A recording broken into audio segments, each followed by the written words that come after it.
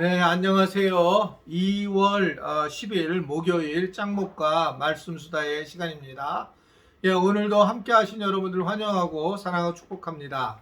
하나님 말씀 볼게요. 창세기 16장 7절부터 16절의 말씀인데요. 하나님 말씀을 보시겠습니다.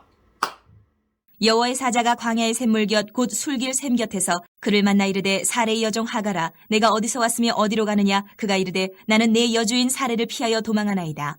여호와의 사자가 그에게 이르되 내 여주인에게로 돌아가서 그 수하에 복종하라. 여호와의 사자가 또 그에게 이르되 내가 내 씨를 크게 번성하여 그 수가 많아 셀 수 없게 하리라.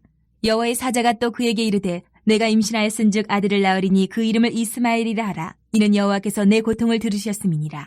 그가 사람 중에 들나귀같이 되리니 그의 손이 모든 사람을 치겠고 모든 사람의 손이 그를 칠지며 그가 모든 형제와 대항에서 살리라 하니라. 하갈이 자기에게 이르신 여호와의 이름을 나를 살피시는 하나님이라 하였으니 이는 내가 어떻게 여기서 나를 살피시는 하나님을 배웠는고 함이라. 이러므로 그 샘을 부엘라 헤로이라 불렀으며 그것은 가데스와 베레 사이에 있더라. 하갈이 아브람의 아들을 낳음에 아브람이 하갈이 낳은 그 아들을 이름하여 이스마엘이라 하였더라. 하갈이 아브람에게 이스마엘을 낳았을 때에 아브람이 86세였더라. 네, 오늘 말씀은 이제 아브라함의 이야기가 계속 진행이 되고 있으면서 결국 아브라함이 하나님의 뜻을 끝까지 믿지 못하고 하갈을 통해서 이 첩을 통해서 이스마엘을 낳게 됩니다. 그러면서 이제 이스마엘을 통한 하나님의 마음들을 우리가 오늘 말씀을 통해서 볼 수가 있습니다. 하갈은 실질적으로 뭐 특별하게 잘못한 것이 없는 것처럼 보이지만 어떻든 이 아브라함에게 또 택함을 받아서 이스마엘을 낳게 되지만 사람은 항상 그 어려울 때는 잘 모르지만 그 자리에 올라가면 사람이 이제 획가닥하는 경우가 있잖아요. 마치 이제 하갈이 그런 모습으로 나타나게 돼요. 그래서 하갈은 사라에 대해서 듣게 되고 사라는 결국 이 일에 못 견디면서 결국은 이 하갈을 아브라함에게 이야기하면서 그를 학대하는 장면을 오늘 성경을 통해서 우리는 볼 수가 있습니다. 하나님은 어떻든 간에 이 하갈이 사례를 통해서 광야로 이제 도망을 갔는데 그를 이제 만나주는 장면을 오늘 말씀을 통해서 볼 수가 있습니다. 아브라함의 가정에서 일어난 일인데 우리는 여기서 참 뜻하지 않는 것을 경험하게 되죠. 일반적으로는 약속의 자손으로 쭉 중심으로서 내려왔던 이야기 중에 갑자기 이 하갈을 만나시는 하나님의 이야기를 우리는 만나게 됩니다. 사실 성경은 유대인들의 이야기고 성민의 이야기고 그들에게 어떻게 하나님이 임하셨는가를 말씀을 하는 거죠.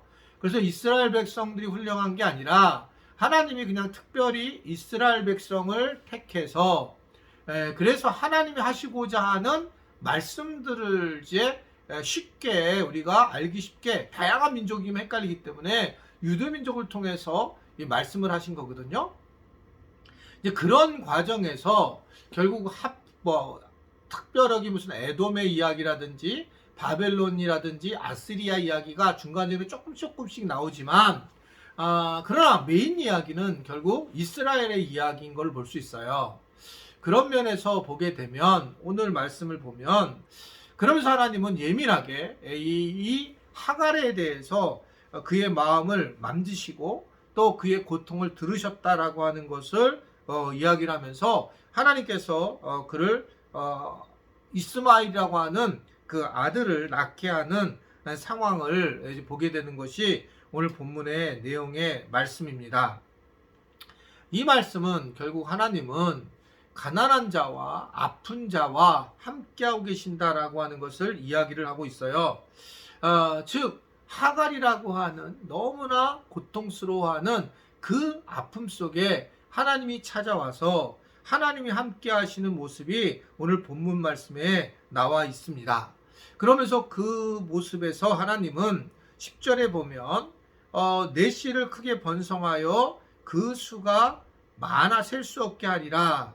11절에 보면 임신해서 아들을 낳을 텐데 이스마엘이라고 하는데 이스마엘은 여호와께서 내 고통을 들으셨습니다 라고 그렇게 말씀을 하고 있습니다. 하갈에게 가장 큰 위기가 왔지만 하나님은 그 위기에 있는 하갈을 만나 주시는 것으로 오늘 말씀을 우리에게 전해주고 있는 것입니다. 우리가 하나님을 만날 때에 가장 중요한 부분 하나가 바로 이 부분이거든요. 입체적인 하나님이세요. 즉 어떻게 생각하면 시간과 공간과 사람과를 초월하시는 하나님의 모습이다, 이렇게 생각할 수가 있습니다. 영화 기법에서도 그런 얘기가 나오잖아요. 어떤 사람이 이렇게 지나가고 어떤 사람이 이렇게 지나가고, 그래서 옴니버스 영법이라고 하는데, 그랬을 때 이 사람이 주인공으로 했다가 이 사람이 주인공으로 하고 저쪽에 있는 사람이 주인공으로 해서 그 하나의 어떤 장면을 만나는 장면을 다양하게 연출하는 방식이 있는데, 저는 참 그걸 보면 참 좋다라고 생각합니다. 우리는 늘 하나의 눈으로 바라보는데, 그런데 이게 하나님이 하시는 일도 마찬가지라는 거죠.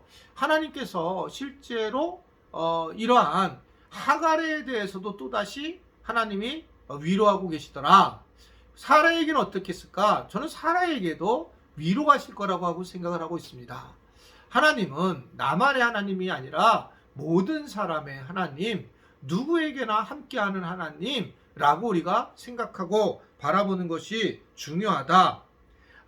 그래서 하나님은 특별히 그런 과정 속에 신음소리를 들으시고 아파하는 사람들과 함께 하신다라고 하는 것을 우리는 생각해야 된다라는 것이죠.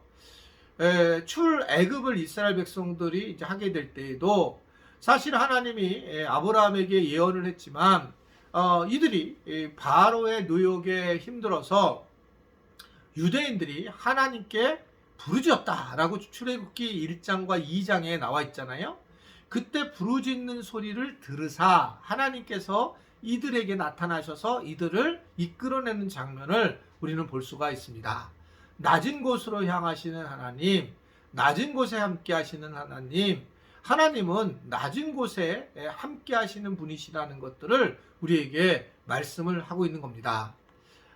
무엇인가 우리가 세상에서 선택을 할 때가 있고, 또 무엇인가 세상에 있는 일들을 처리할 때가 있을 때마다 우리는 어떤 상황이든지 자기 기준에 의하면 모든 것이 옳게 되고 모든 것이 자기 기준으로 판단을 하게 되면 다 맞게 되어 있지만, 우리는 항상 낮은 곳에 고통 중에 임하시는 하나님, 그래서 좀 우리 어렵고 힘든 사람에게 모든 초점을 두어서 모든 정책을 정하고 나아가는 것이 마땅하다라고 하는 겁니다. 어떤 분은 우리 교회에서 백신을 맞은 분들은 100% 참여할 수 있는데 백신을 맞지 않는 분들까지 왜 함께해서 우리가 인원수를 줄이냐, 이런 분들도 계셔요.